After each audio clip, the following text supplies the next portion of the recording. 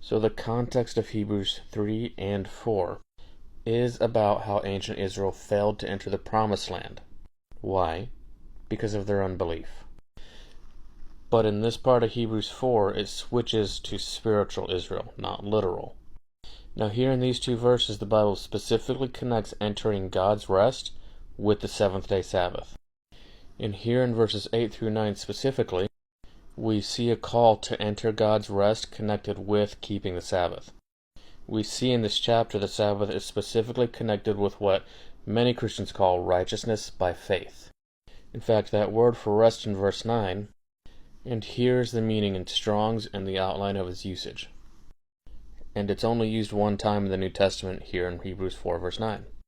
Now again, Hebrews 4 points us back to Genesis chapter 2, how God kept the Sabbath, and then tells us to go and do the same.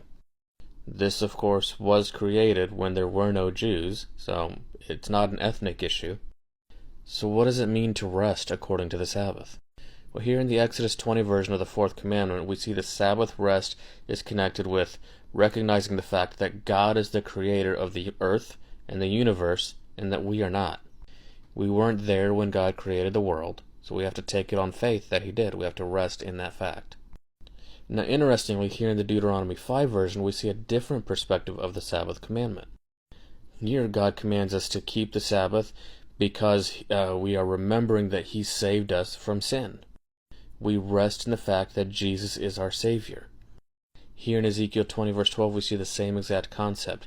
The Sabbath is a sign that God sanctifies us, that He is saving us from sin. The same concept we saw in the Deuteronomy 5 version of the Sabbath commandment. And again in Ezekiel 20, a few verses down in verse 20, it says, "Hallow my Sabbaths, and they will be a sign that I am your God." So the Sabbath shows us, again, here in Ezekiel 20, just as it showed us in Exodus 20 and Deuteronomy 5, that God is a creator, and that God is our sanctifier. Now here's one of my favorite things about Revelation. It quotes from the fourth commandment. Revelation 14:6 calls 7 through 12 the everlasting gospel, and verse 7 quotes from the fourth commandment.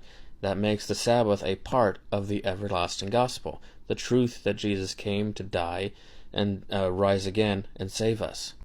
You see, the Sabbath commandment shows us the exact same truth we find here in Ephesians chapter 2, verses 8 and 9, that we are saved by grace, that we cannot do anything to add to our salvation. And so keeping any other day or making excuses that the Sabbath is changed is putting tradition above God's commandments, and it's worshiping God in vain. To worship God truly means to keep the Sabbath.